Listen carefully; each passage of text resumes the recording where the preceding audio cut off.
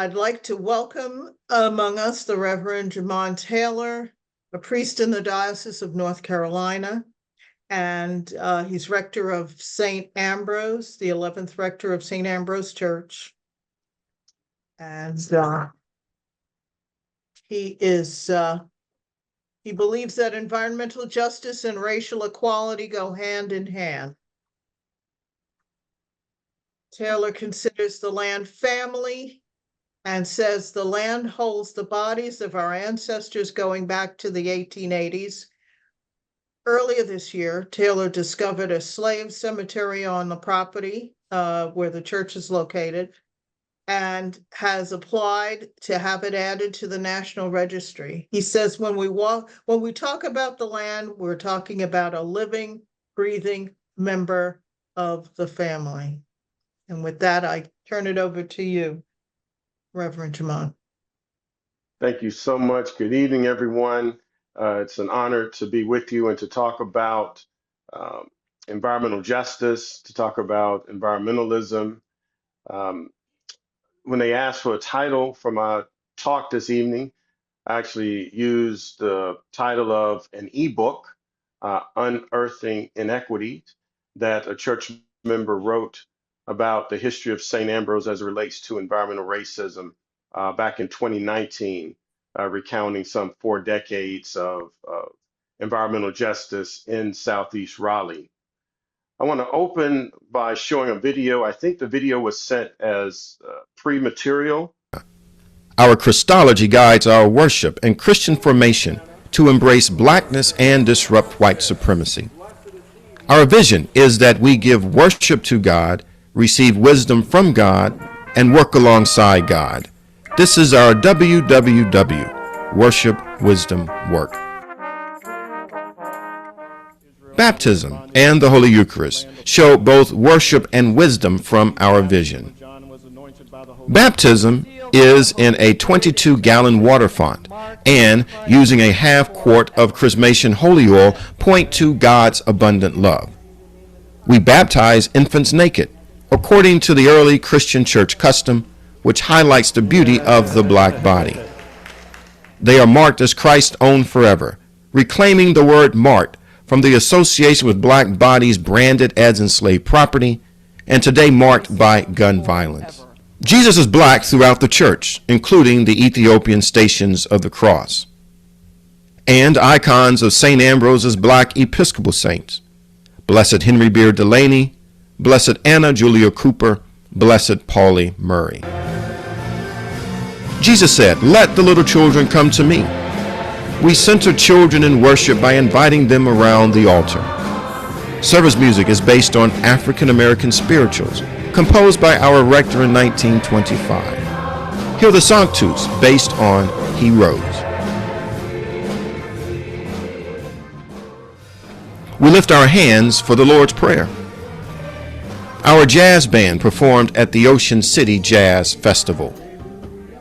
We process the Blessed Sacrament around the church for Palm Sunday, showing God's holiness moving from the church building to consecrate God's people.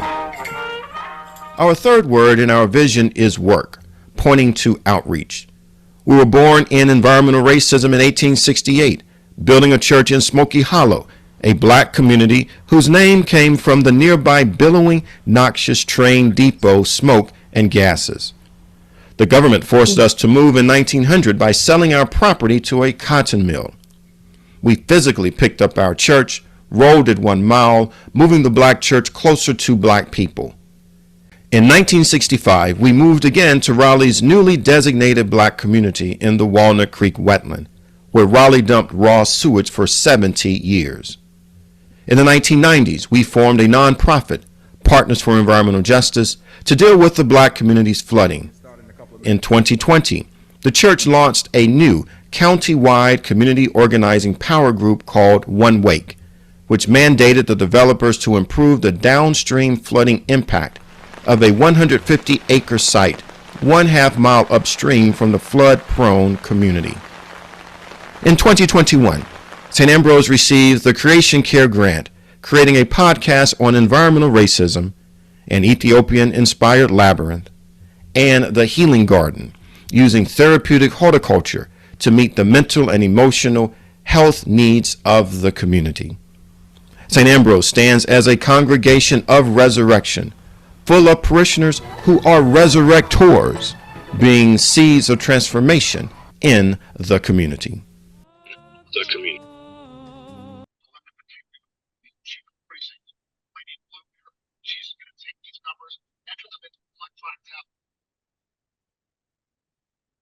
So I open with that video, which gives a grounding for St. Ambrose. As mentioned in the video, St. Ambrose was started in 1868, 3 years after the end of the Civil War, as a ministry for those recently emancipated Black Americans. It was started by the Reverend J. Brenton Smith, who was an Episcopal priest from New York City, who came to Raleigh as a part of the Freedmen's Commission. He founded St. Augustine's University, the historically Black Episcopal University, he meant to educate those recently emancipated Black people, and he founded St. Ambrose at the same time. We began in Smoky Hollow, as the video said, which was an undesirable place for white people to live. So that's where Black people were forced to live. Given its proximity to the Raleigh Gas and Railroad Depot, all of that gases from the train smoke billowed to this low-lying area. So though we don't have data, respiratory data from that time, we can imagine that respiratory illness was stark there, given the proximity to the Raleigh Gas and Railroad Depot. We also know that in the modern day, in the current day, the EPA reports that African Americans suffer from asthma at a rate of 40% higher than the larger population, given proximity to where Black people tend to live. And so we stayed at that location until 1900, when the government, which owned our church's land, sold our land from under us in order for a cotton mill to be built on that site. And we physically picked up our church, rolled it a mile south across two newly designated color lines where Black people were forced to live, to the newly designated Black community. When we read the Journal of the Convention of the Diocese of North Carolina from 1901, it said that one of the greatest things St. Ambrose has done in its short 32-year history is to physically move the Black church closer to Black people. And so we stayed at the second location for 65 years until our building was condemned because of age, and we decided to move to a newly created Black community called Rochester Heights. Rochester Heights sits on the Walnut Creek wetland, which borders Walnut Creek. This was the area where Raleigh dumped raw sewage from 1887 until 1956, so for some 70 years. The same year that the city ceased to dump raw sewage in Rochester, or in that area, in Walnut Creek wetland, was the same year the city zoned it as the first intentional Black community in Raleigh. So if you were Black in Raleigh in 1956, you had one option as a place to buy a home, and that was Rochester Heights. And so for the second time in our church's history, we physically moved the Black church close to Black people, this time not moving the structure itself, but actually moving the congregation and building a new edifice. This year, we marked 6 decades, 60 years in Rochester Heights. Now, the Walnut Creek wetland is a natural marvel. There are plants and animals there that are unique to the wetland, types of plants that are really not found anyplace else in the world, and except in Walnut Creek. Now, the examples I'm going to give are animals that are found other places. In the Walnut Creek wetland, you have mink on the image that's at the top left. The bottom left is a lamprey, which is a saltwater, freshwater fish. It begins in the Atlantic Ocean, swims upstream from the Cape Fear River to the Neuse River, making its way to Walnut Creek, lays its eggs, and then swims back to the Atlantic. We have white-tailed deer, ruby-breasted hummingbirds, and also the great blue heron. So from an ecological standpoint, it is a marvel, and it is tragic that the city dumped raw sewage there for some 70 years. When residents built homes in Walnut Creek, these Black residents from 1956 until the early 70s, residents were promised by government officials that their homes would not flood, and their homes flooded. There are people still living who had to be rescued via swift boat. Um, some described it as being Katrina-like. Homes washed off foundations in hurricanes Fran and Floyd. And even in non-hurricane events, there's still flooding. The image that is before you is an image of Rochester Heights. Um, and when I change and go to the next slide, you see the magenta color, which delineates where the floodplain is. The image before is it without the floodplain, and then the image after is with the floodplain. So what you can easily see is that a number of homes, tens of homes, are in the floodplain.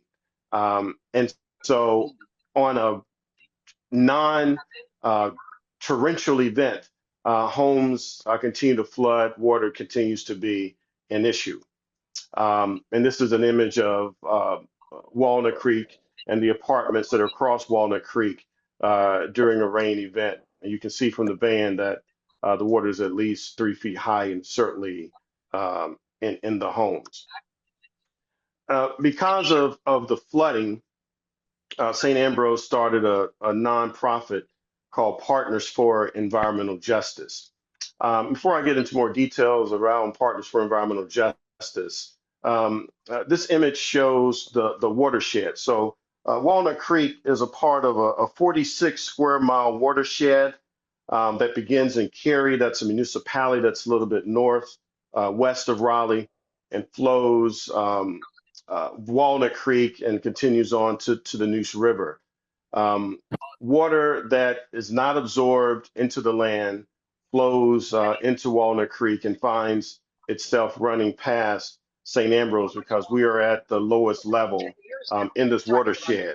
And this rectangle on the screen shows where we are in relation to Walnut Creek in this 46 square mile watershed. In 1995, the director of the Altar Guild, who's now blessed memory, went to the then rector of St. Ambrose, the Reverend Arthur J. Calloway, and said, "I'm tired of my home flooding." He turned to an environmentalist who was a member of the church, Dr. Norman Camp, and began thinking about what could be done. He reached out to two other Episcopal churches in two separate municipalities, each about 20 miles in one direction, 30 miles in the other direction. And so these three Episcopal churches started a nonprofit called Episcopalians for Environmental Justice. Churches met. We started by simply trying to clean up the wetland, pulling out different debris, tires, thousands of tires, cars, car parts, beds, autoclave. An autoclave is a scientific piece of equipment which is used to sterilize equipment. Autoclave was pulled out, refrigerators, so much debris pulled out. I think in an 8-year period, we pulled out hundreds of thousands of pounds of debris from the wetland. As this group began to grow, we quickly learned that we needed to move beyond the church as far as building community for this effort.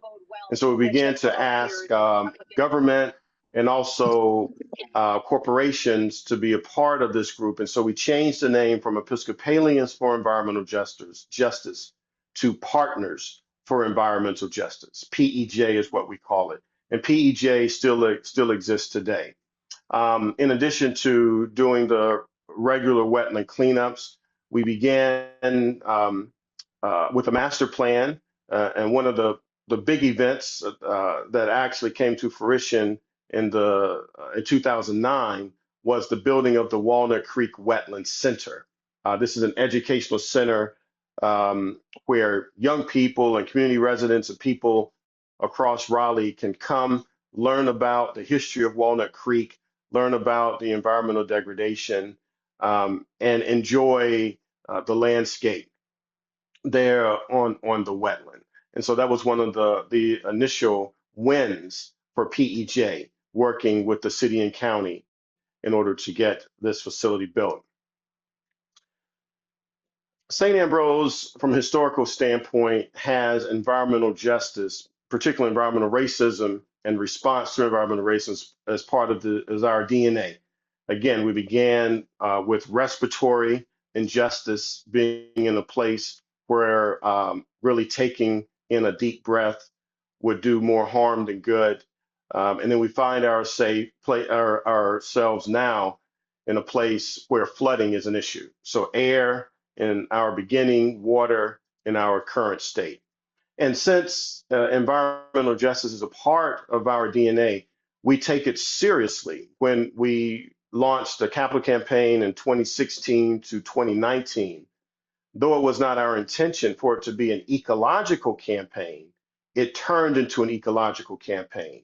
As we looked at our campus, we decided to install several rain gardens. And a rain garden, as some of you know, or all of you might know, is simply a retention pond that looks good. And our initial rain garden, which is in the image on the screen behind me, was a 600 square foot rain garden shaped into mandorla, which is the almond shape, which is the shape of resurrection, which is the shape of transformation. And it takes water from the parking lot, from the roof, and instead of water flowing into Walnut Creek, it is soaked into the ground. When we installed or built a new prayer garden and columbarium, we made sure that we had porous material using Chapel Hill grit. We installed two 1,000-gallon cisterns that would take water from the high-pitched roof, hold it in these 2,000-gallon cisterns, and then use that for drip line irrigation. We also installed other rain gardens as a part of that garden. When we needed to put protective glass on the envelope of the church, we chose to use low emissivity, low E protective glass, which of course was more expensive, but better for the environment. So it makes our building cooler in the summer and warmer in the winter. We completely overhauled our plumbing so that now we use 80% less water than we did before. And we, in our meeting space, changed out the lights to LED lights, to panel lights. All of this to improve the building, but also to have a nod toward ecology and environmentalism.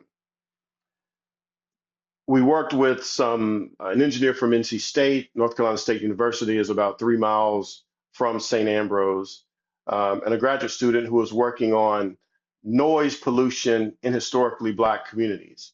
And Sound Around Town was a sponsor for that. This engineer set up two, they almost look like robots, that recorded sound constantly. And her findings prove what members in Rochester Heights, historically Black community, knew, that it's louder in these areas. One reason it's louder is because the interstate bisects the community. I'll get to that in a little bit. So there's noise pollution, higher noise in St. Ambrose's Rochester Heights community. I mentioned interstate bisecting the Black community. I call this the Robert Moses effect. As you know, from New York, in New York City, Robert Moses and the Cross Bronx Expressway bifurcates the Bronx, which leads to really the decimation of a thriving community. In the same manner, Rochester Heights and Biltmore Hills were bisected by Interstate 40. Rochester Heights, Biltmore Hills, which came later, before this interstate, though they were two separate communities, the community members considered them one large community, and you could not delineate one from the other. But when Interstate 40 comes through, it bisects or bifurcates these two historically Black communities. So you have noise pollution from the interstate. You also have a contribution to respiratory illness because of the constant vehicles. So the exhaust from vehicles, including heavy trucks, as well as the tire debris that sometimes goes unnoticed, but also impacts respiration. And homes that used to have a larger backyard prior to Interstate 40 bifurcating the neighborhood, some of these homes have just a couple of tens of feet between where the interstate is and where the home is, where the homes are. Also, it contributes to increased stormwater because the cant or slant of the interstate means water runoff goes into people's backyards. In 2021, Raleigh launched a heat map study, thinking that around the city of Raleigh, that at most there would be probably 2, maybe 3 degrees difference in heat, depending on where you were. To the surprise of the Raleigh that conducted this study, that the heat difference was as much as 9 degrees difference. And this is not adjusted for heat index. This is the measured temperature. And so you have the heat island effect. And as the city looked at the data, investigated the data further, it found that the heat island effect was higher in Black and brown communities. So you can look at the map, you can see the red, and you can rest assured that those areas have higher concentrations of Black and brown people. One of the reasons for this is the tree canopy effect, that the tree canopy and coverage is not as intense, is not as high in those historically Black neighborhoods as it is in other parts of Raleigh. Theology in the public square. I've talked about the history of St. Ambrose. I have been at St. Ambrose for 13 years. I came in October of 2012. And in 2017, I learned that Raleigh had a Stormwater Management Advisory Commission. The acronym is SMAC. I did not realize that Raleigh had such a commission made up of City of Raleigh residents who are volunteers who worked alongside of stormwater staff in order to develop funding and code, meaning the UDO, when development is done, to develop those ordinances throughout the city of Raleigh. I met with the mayor who appointed me to this commission in 2019. You're allowed to have 2-year terms and no more than 3 cycles. And so for 6 years, from 19 to this year, 25, I served on SMAC, the Stormwater Management Advisory Commission, and chaired it for the past 4 years. And one of the things that I concentrated on was looking at engineering equity into the system. When we looked at the $14 million that the stormwater management would use for green stormwater infrastructure, GSI, the historically and traditionally Black and brown communities did not have as high engagement as other parts of the city. Coming out of the pandemic, we were able to use ARPA funds to do a 100% reimbursement for green stormwater infrastructure in targeted neighborhoods. And so that was, I think, one of the successes of Stormwater Commission. Now the city has added that to its budget. So now that ARPA funds are no longer available, it's part of the budget for the city of Raleigh to continue that program moving forward. I've talked about the history. I want to speak about some current events as it relates to St. Ambrose, environmental justice, and flooding.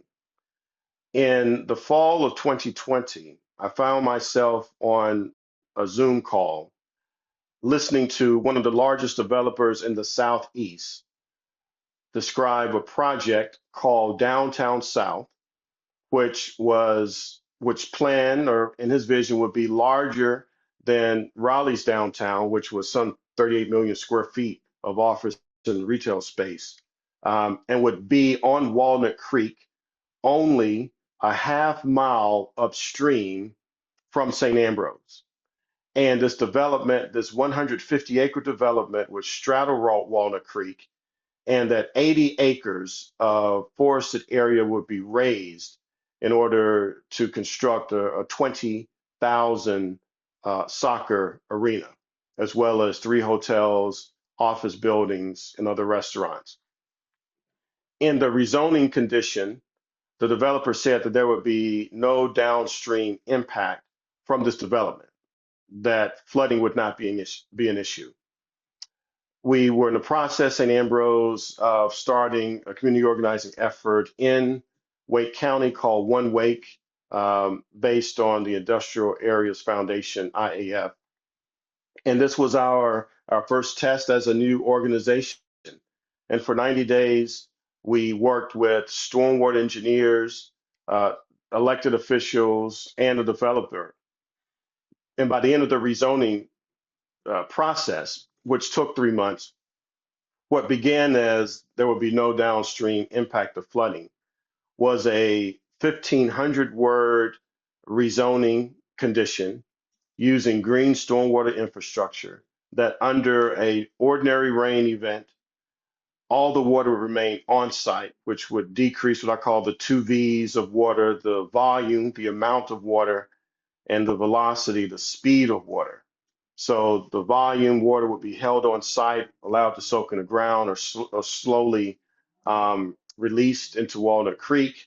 And then it will, of course, slow down the speed of water. In addition, the developer worked with the community in order to secure a community benefit agreement, a CBA, $2.5 million grant matching fund from the developer to address flooding, flood mitigation in 6 flood-prone areas downstream from the development. So we looked at this as a success. What started off with a statement from the developer that there is no flooding impact. We proved that there would be significant flooding impact. And we're able to mitigate that through green stormwater infrastructure. On the map behind me, you can see uh, the relationship between the development. The development is encircled. This is the 150-acre development.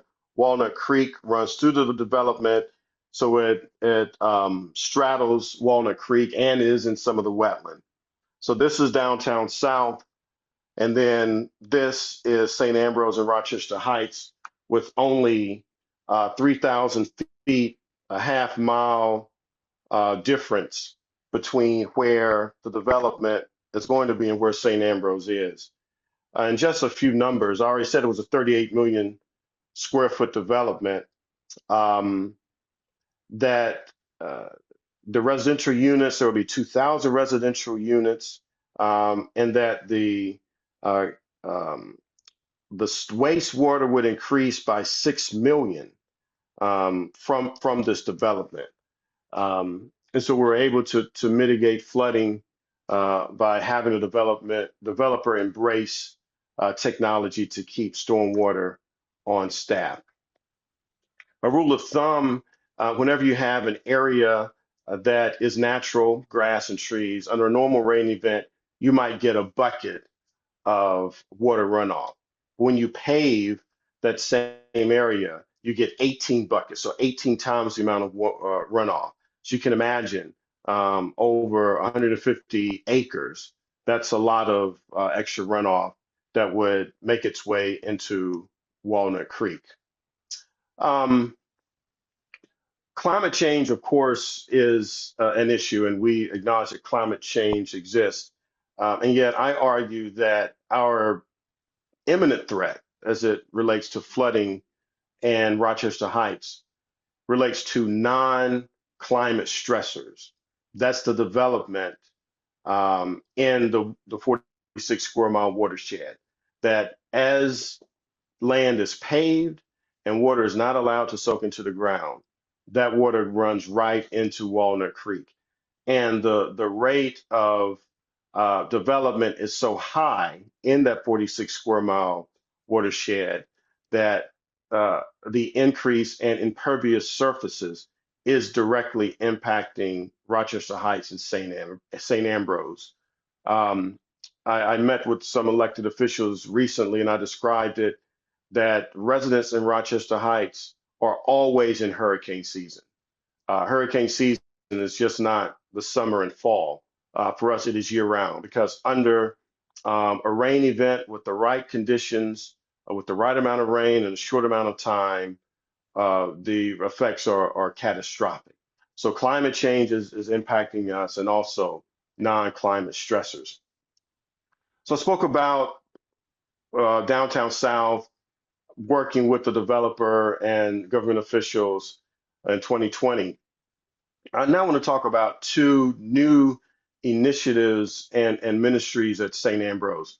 When I came to St. Ambrose in 2012, one of the first people I met was Dr. Norman Kemp, the environmentalist that the rector turned to in 1995 to help build the environmental or start the environmental justice movement in Southeast Raleigh. I spent all day with Dr. Camp, who grew up in Southeast Raleigh, who remembered as a child smelling the smell of sewage as he would walk along Walnut Creek, because that's where the city dumped raw sewage. And as he walked, he told me about the environmental justice movement of people coming together, making a change, and helping heal the environment. And as he began to talk, I began to have a vision or think about really four stages or four dispensations as it relates to the Walnut Creek wetland. The first was pre-European engagement, when the indigenous and First Nation people, the Tuscarora, the Catawba, the Siouan, lived in harmony and good relationship with the environment.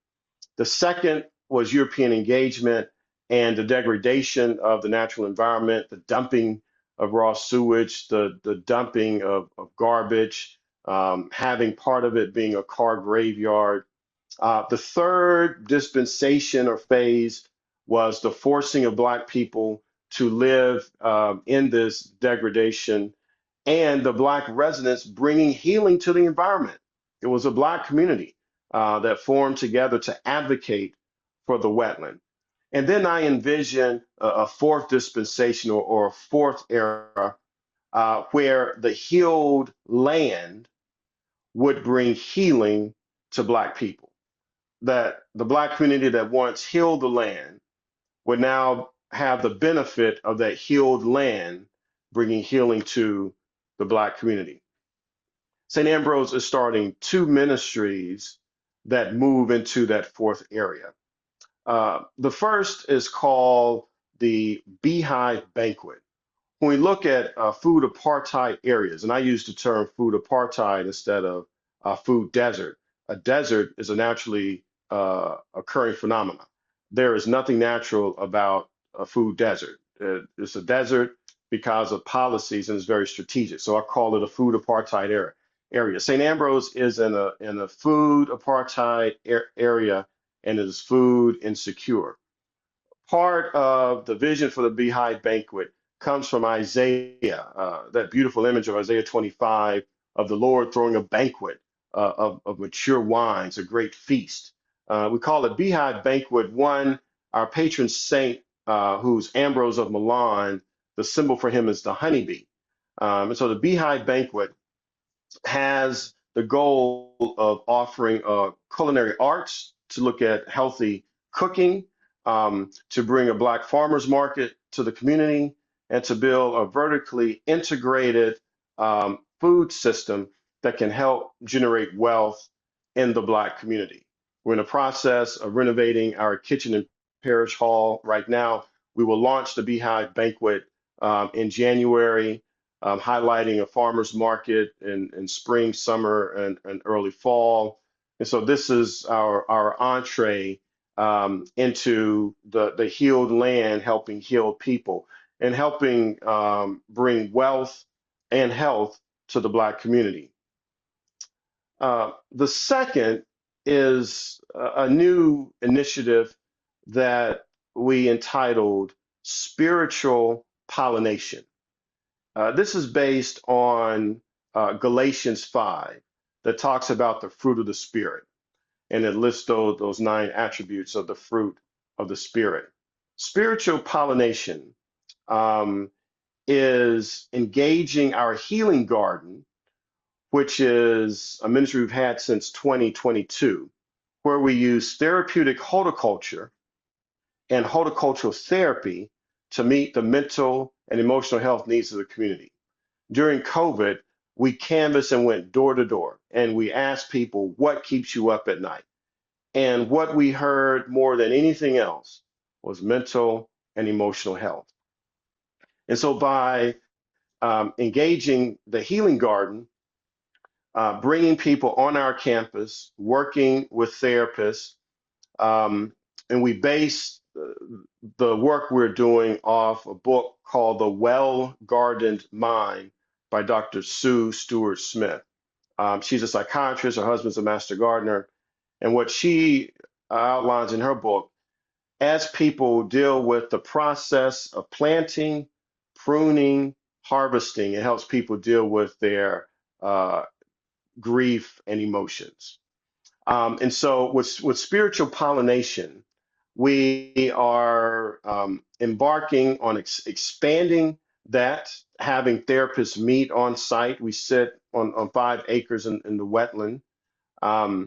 And for the fruit of the Spirit, we're using the image of the passion fruit, and the passion fruit vine is native to North Carolina. Passion taking its name from the Jesuits who saw the passion fruit and saw in it the passion of Jesus Christ, the corona, the crown of thorns, the stamen, the 5 marks in Jesus, the purple signifying the purple robe.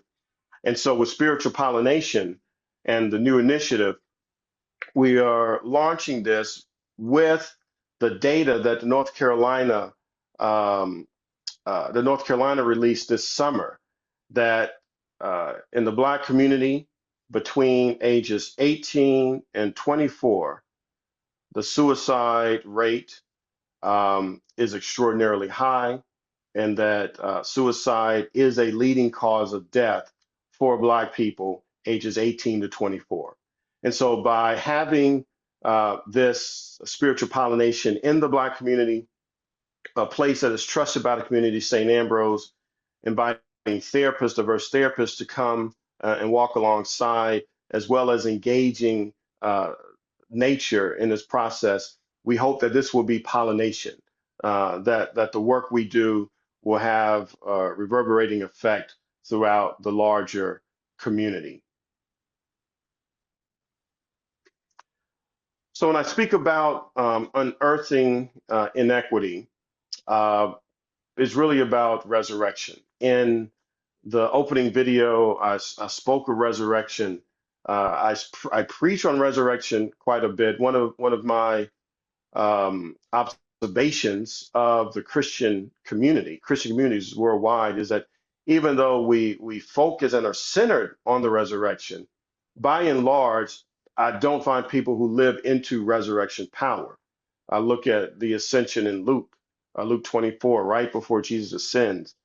He says, the Holy Spirit will clothe you with power from on high. Jesus' resurrection is the first resurrection that brings about an era of transformation and change. And I believe that through the Spirit's power, we're invited into that same posture of transformation and change. St. Ambrose, through over its 157-year history, has a history of transformation. And in this new era of moving into emotional and mental health, moving into meeting the needs in the food apartheid area, we are hoping and prayerful that this will also be in the tradition of healing people, that St. Ambrose has had a long history of fighting against environmental racism and its derivatives that continue to impact individuals. I will welcome questions, comments. If you want me to clarify anything, I appreciate your attentiveness.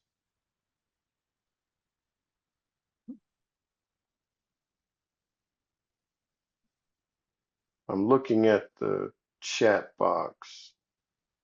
Okay. Congratulations on all the things you've done to transform your community.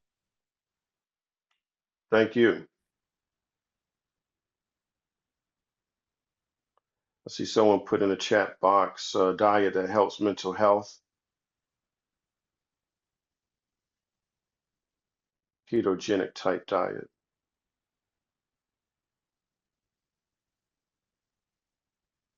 That's Dr. E from Harvard. She's a psychiatrist and has used diet to help her patients help a lot more than the medication she used to prescribe.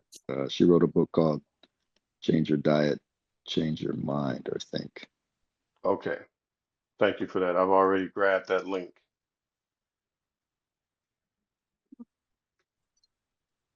Excuse me, could you repeat the name of that book that you recently mentioned? Change your diet, change your mind. No, I'm sorry. I'm addressing the speaker. Oh, it's called The Well Gardened Mind Yes, that book. by Dr. Sue Stewart Smith. Thank you. It is worth the purchase and the read. It's a very powerful book. It's very eye-opening. We have a landscape designer who's a member of the congregation, and she just finished her MSW. And so uh, with those two skill sets, she's really helping lead this spiritual pollination and the Healing Garden initiative. Wow. Thank you. You're welcome. Yeah, someone put that in the chat box. Thank you for that.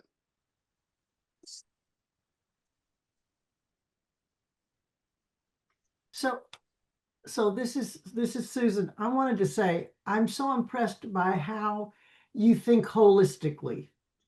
Yes. There's no boxes. It's all you connect things and connect it theologically. No, thank you for that observation. My goal is to be theologically grounded and minded um, to base decisions in biblical tradition and Christian tradition and Christian spirituality. I think, in my opinion, if we don't anchor it in something that is Christian, then the church becomes an NGO. And sometimes the church is not a great NGO. Sometimes it is, but other times it's not. And I think the church offers something unique, which is his view of transformation. One of the things I study is Black Christian spirituality, both in the American context, but also around the world, Ethiopia and in the East African context, but also West African. Um, I work with a theologian, Dr. J. Cameron Carter, formerly of Duke, now he's at UC Irvine, and he talks about and writes about the spirituality that was in the hold of the slave ship, and how that type of spirituality, that type of Christianity was full of possibility. And when I think about, the centuries of oppression, certainly during the time of enslavement, and then even to Jim Crow, that it was the faith of these Black individuals that kept them going. And I think not I think, the Black church is a carrier of that legacy. And the Black church can be a gift um, if we continue to tap into that legacy. Will you put his name in the chat? Yes. You Carter, I left off the E. Dr. J. Cameron Carter. Great. So does anybody else have any questions or comments? Well, I have a comment, which is in the dark times that we're in politically, the division, the hatred, etc. When in January of 2025, I thought, oh my goodness, Black people know all about this, getting their hopes up, and then here we go again. Here it is again. And I thought, I bet I, as a white person, could learn from that. And I find a very great attraction to the spirituals. My priest is using a lot of spirituals in the music right now. For example, hold on, keep your eyes on the prize. Yeah, that's right. Or And the I know plow, as the spiritual says. Yeah. the rights movement. But I'm so glad that you and Dr. Carter are developing this idea, because I feel we can learn from you, and we need to, and I desperately want to. So thank you. No, thank you for that comment and observation. The Reverend Dr. Luke Powery, Powery, who is Dean of Duke Chapel, has a book, a devotional book based on the spirituals. I'm actually looking it up right now so I can give you the title. Given that your rector, your priest is using spirituals, I'm sure you will find this book helpful. Oh, Let's see. Oh yeah, dim dry bones, based on the spiritual by this, Ezekiel. yes. DEM dry bones. Um, and also his book, Were You There? Lenten Reflections on the Spirituals. We've used that at St. Ambrose as our Lenten series. So Were You There? And then Dim Dry Bones, two excellent books by Luke Powery. At St. Ambrose, we use service music that's based on African American spirituals. So our rector in 1925, so we celebrate 100 years, the centennial of Father Cochran, who composed the Cochran Mass in 1925 based on African American spirituals. He took the Episcopal service liturgy, African American spirituals, and he did this because he said he did not hear the music of his people in the liturgy. And it's our service music. It's what we use year round. The Sanctus and Benedictus is based on the spiritual He Rose. Um, the Kyrie is based on the spiritual Were You There? When they crucified my Lord. The Great Amen at the end of the Eucharistic prayer is based on spiritual My Lord, for the morning. So all of these spiritual serve as the basis for the service music that we sing year round. I mean, there's something very powerful about the spirituals, and the more I study them, excuse me, the greater the more my admiration for our ancestors, my ancestors who composed them. They were really on to something, pointing beyond, and even the double nature of the spirituals. Wade in the Water being an escape song. So depending on how many times you sing the refrain, would let the community know that if you sing it 4 times, it means at 4 a.m. we're escaping.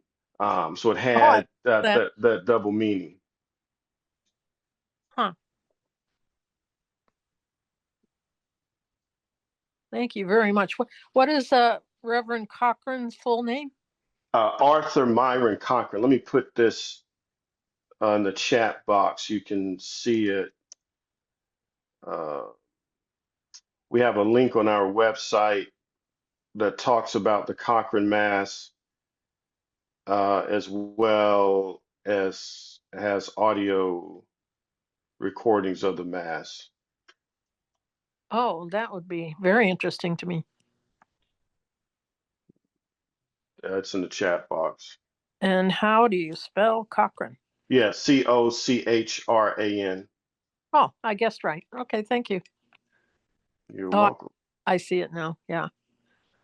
And I put Dr. Luke Powery's name. So does anyone else have any reflections after this amazing presentation?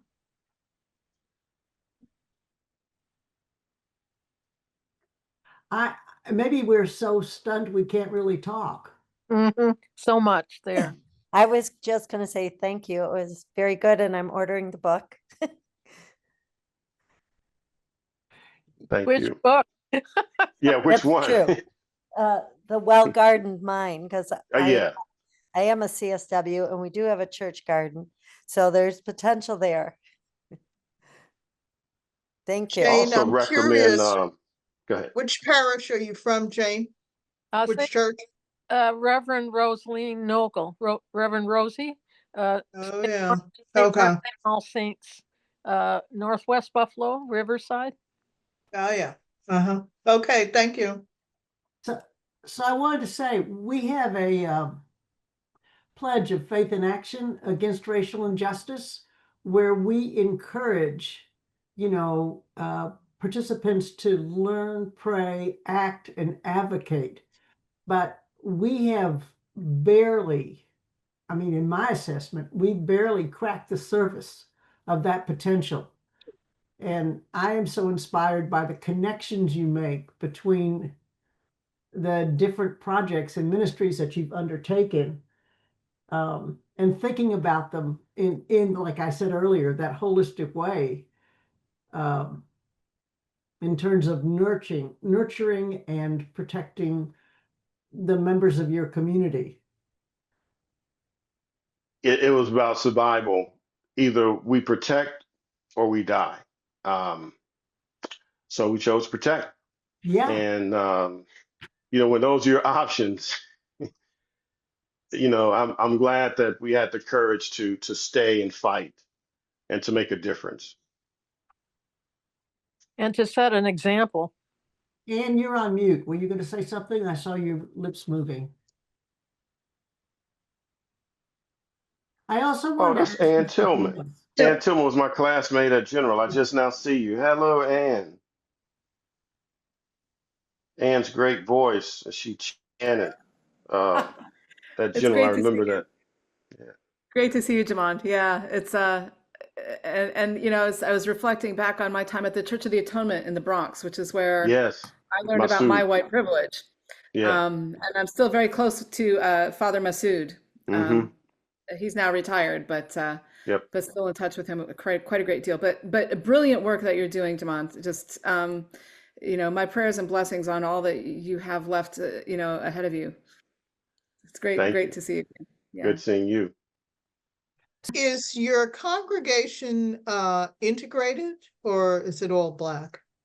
It is majority Black. We're probably 95% Black, and of that Black, mostly Black American. We do have a few people from the Caribbean, a few from Africa, but the lion's share are Black American.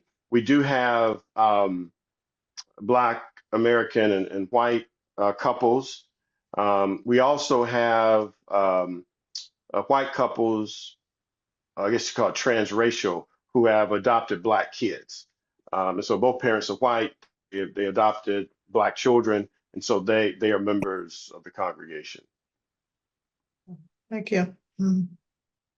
In the chat box, I also put another resource, Farming While Black by Leah Penniman. She's in Petersburg, New York. I don't know where that is. I know it's upstate, maybe not upstate. It's anyway. I put it there because if it is reachable or close to any on the call, I would recommend going and seeing the great work she's done.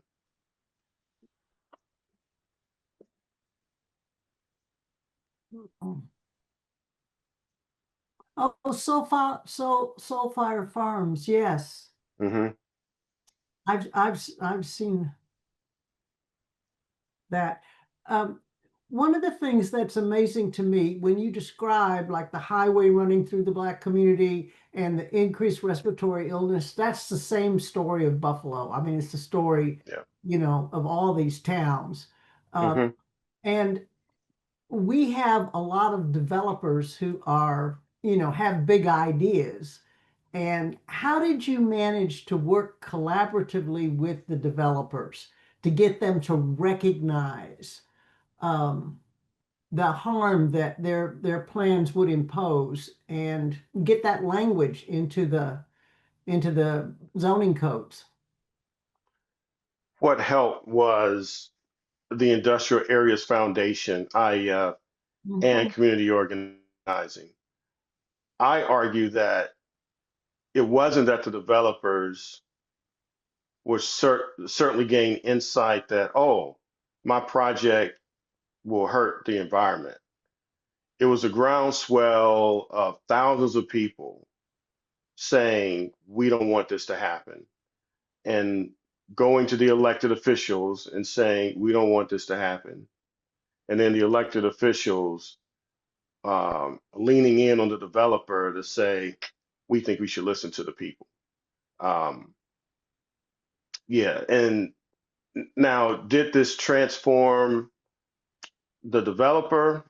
I sit on it's called the Walnut Creek Stakeholders Group. It has members from the developer as well as community members. And so we are deciding about what projects that these $2.5 million will support.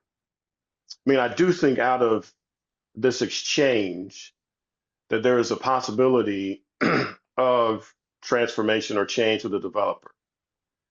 But minus that public pressure and outcry, I don't see a way how this would have happened.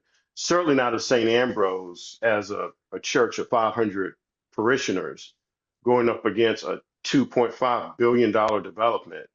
On our own, it would not have worked. But because we were broad based and county wide and had, 30,000 people aggregate membership, the county and city paid attention.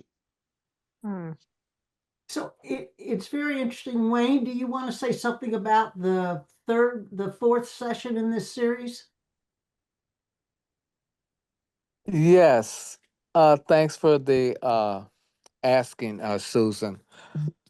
It is so similar how you navigated through the problem. We don't have a wetland per se in Buffalo, but there is a water element, the creek, the Sejaquada Creek, that has very much impacted what we're trying to do. And with the Route 33, you may not know of it, had divided a portion of the east side, and it makes it difficult to just communicate with going across the street, which we could do before. And I'm almost lost for words and overwhelmed of how impactful your research has done in your presentation. Mhm. Thank you. Thank you for sharing that. The story is the same, just the location changes. Yes, thank you. So Wayne, you're speaking of the East Side Parkway Coalition trying to stop the state from rebuilding uh, Route 33 highway that goes right through what used to be a beautiful, beautiful old park-like parkside neighborhood, uh, largely Black people. I met Terry Robinson. He was born and grew up on Humboldt Parkway when it had big trees and was part of the Olmsted Park system. And he and some others sued the state of New York, and they won in the sense that they stopped the building project, which was hastily put together, hadn't done an environmental impact state project and plan and so forth, and they stopped it. And for half the cost, we can restore the beautiful old Humboldt Parkway. Half the cost. So Wow. that's what the fourth session will be about. Is that right? Yes, that's a smidget of it, but it's not just the state, it's the DOT. And Yeah. the DOT is supported because of the financial impact from the state. And they want to include, to keep it there, but use a tunnel Oh, to do what they want to do. the toxic tunnel. Yes. I was very impressed with Reverend Jamon's phrases. It takes a lot of work, I know, to have the command of your subject that you have, along with the passion, but the research that someone mentioned too, and Wayne mentioned, but these slogans, the phrases, we need marketing. We always marketing, and the beehive banquet and the spiritual pollination. These phrases are memorable and so communicative and Bible based. I'm just thrilled with it. So I can't thank you enough, personally. This is so inspiring. Next, so we're having 4 sessions. This leads us off. On November 12th, we're going to have the next 2 weeks. We're going to focus on some of the environmental injustice that's been done to the indigenous communities in this area. One of those is a past example, which Mark Elliston, do you want to say something about your session on the Kinsu Dam and telling the truth about flooded homelands and forced removal of the indigenous peoples that live there? Yeah, also, I'll say a few words on that. There was actually a coalition in place for years which kept Kinsu Dam from coming into creation. That fell apart due to some flooding in the 1950s and a much larger number of corporate interests were served by the creation of that dam than I ever expected to find when I started doing this project. And we'll go into some of those details on the 12th when I do my presentation. And we'll tell you about a wonderful project that's kind of grown out of that. It's not like we're going to get rid of Kinsu Dam or restore those lands, but some other real positive things are coming out of our work. And you've made contact with some of the Lenape Native American. I've been working with, matter of fact, I'll have a film clip that's produced by a Lenape woman and Ka the storyteller, Seneca from up in Irving, New York.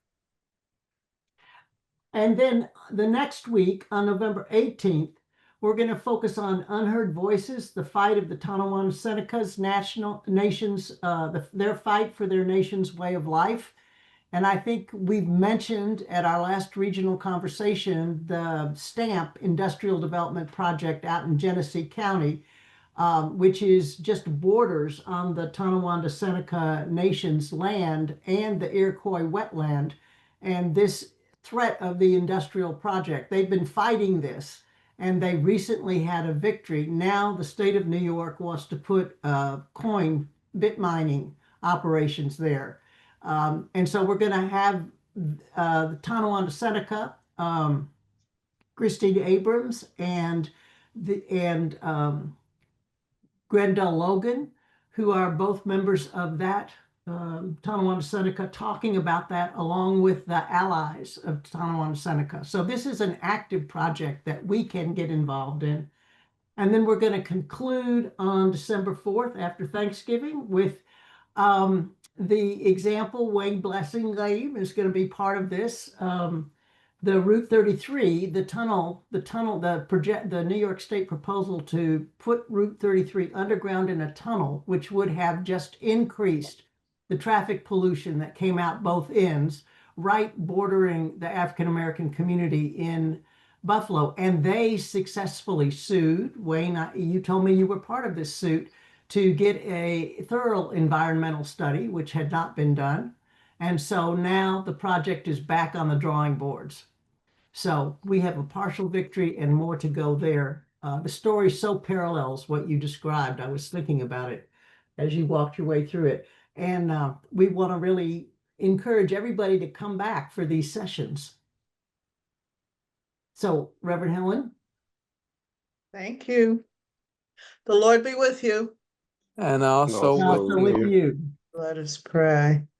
Oh God, you have bound us together in a common life.